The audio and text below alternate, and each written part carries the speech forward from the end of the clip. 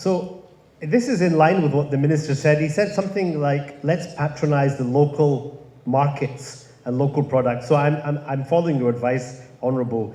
Just a few weeks ago, I went to a place called Nima Market. I think it's popular, everyone knows it. And I was there buying onions, cocoa yam leaves, and water leaf. I had to write it down because I didn't know what it was. And I was texting my mum to say, what is this thing? And she was giving me the names in our local language. So I did buy those local products. And then I went to another market or a shop in Cantonment.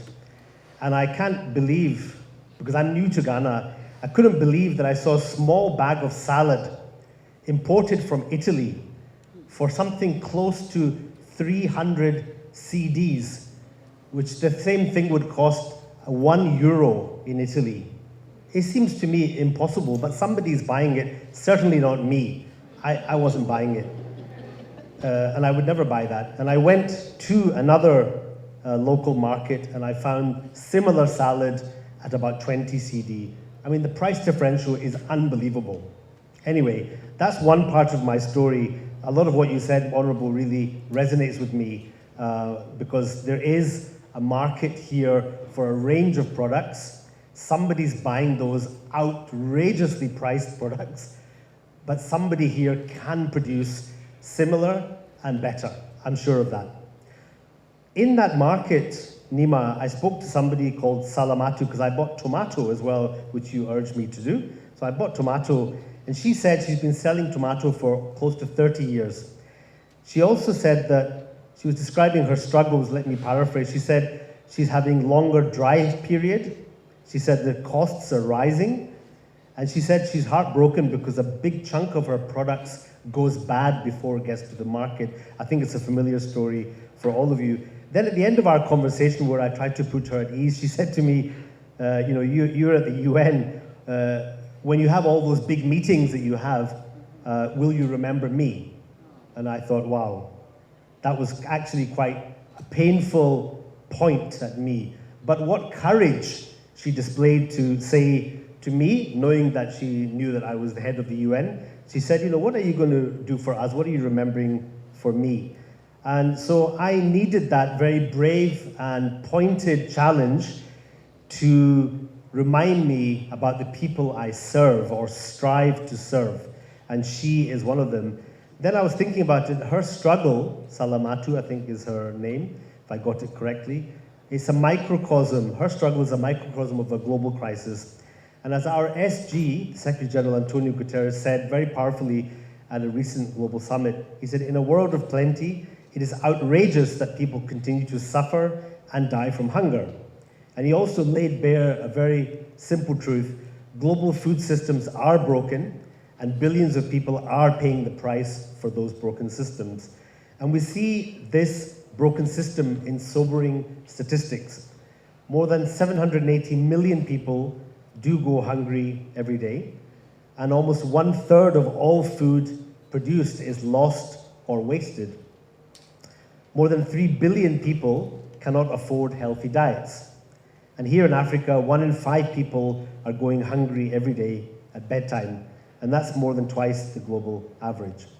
So we feel it here in Ghana in the struggles of the farmers and the rising anxiety of the families. There are global issues like the termination of the Black Sea Initiative that did cause global wheat and corn prices to spike up. And the Secretary General warned that when food prices rise, everybody pays for it. But this, he said, is especially devastating for vulnerable countries struggling to feed their people and for vulnerable communities, which is why I really appreciate what Honourable Minister said about those on the margins of society. And in Ghana, we know that persistent domestic challenges exist. As Minister said, there's a huge number of them, but I noted here that supply chain inefficiencies, also foreign exchange differences and pressures really help to keep food prices high. So I want to say to Salamatu, if she's listening today, we remember you, and I remember you, and this summit that we're having, this conversation today, is part of our answer. But that answer has to be louder and more unified, and I want to say to her it's more urgent than ever.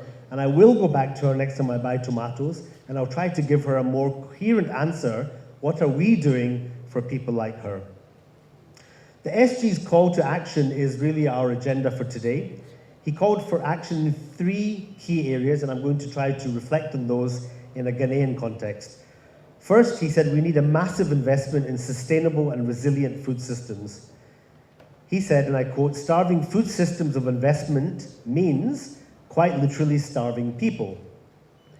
And we echo his urgent call for an SDG stimulus to scale up affordable, long-term financing. That's essential to build systems that can withstand shocks and support those vulnerable people, like women fish processors, for example, in Elmina. I haven't seen them yet, but I've been told that they have climate-smart ovens and all sorts of other innovations. I'm going to visit them later this month with FAO colleagues.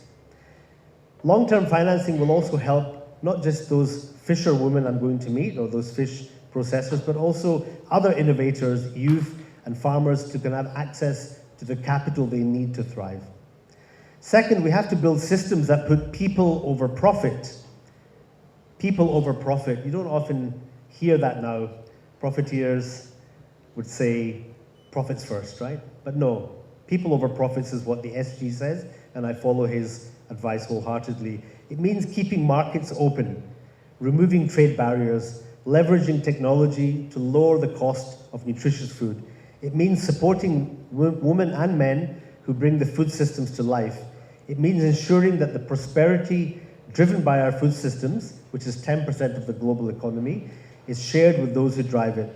That's smallholders, market women, youth entrepreneurs and transporters, and all the others in the food system. Third, we need food systems that help end the war against our planet itself. Our food systems do contribute 1/3 of all greenhouse gas emissions, and transforming them is essential to limit global warming.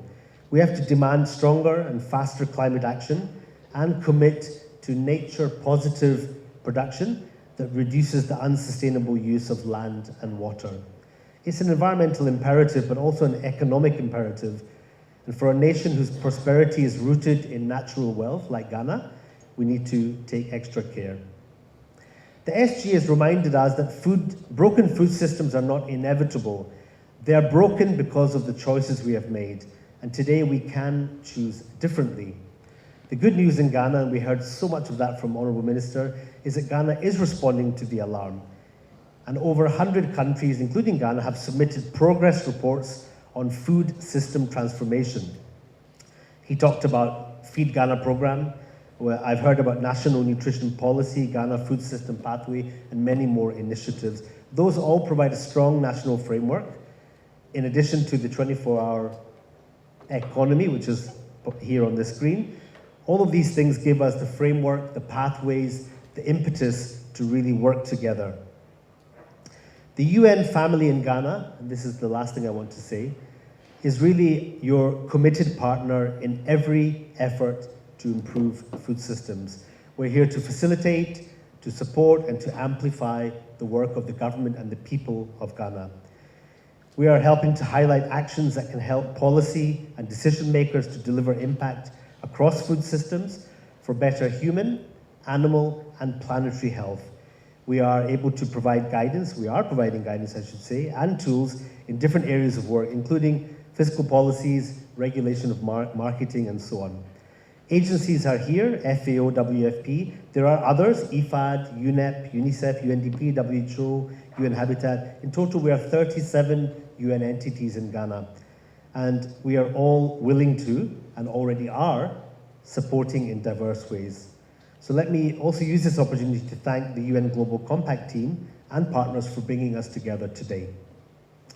Ladies, gentlemen, colleagues, I want us to have a wonderful day, of course, and learn from each other and do the partnership and the networking which the Global Compact Chair talked about. But let's also leave here with a renewed sense of urgency. Let's transform our choices into action.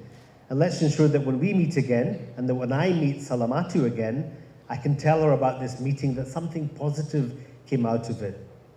That we are building a food system in Ghana that is sustainable, equitable, and just for all Ghanaians. And let me also end on the Secretary General's, one of his very crucial points that he repeats many times. It's important for Ghana and other countries also.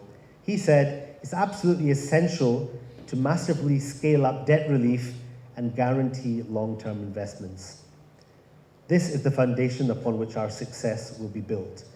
And I look forward to hearing the results of today's meeting and also the other meetings that are forthcoming.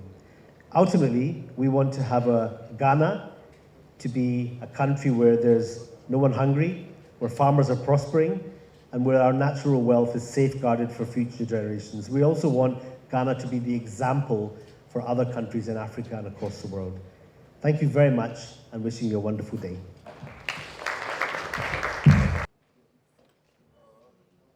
Thank you so much. Thanks for watching. Please like, subscribe, and click on the bell for more updates.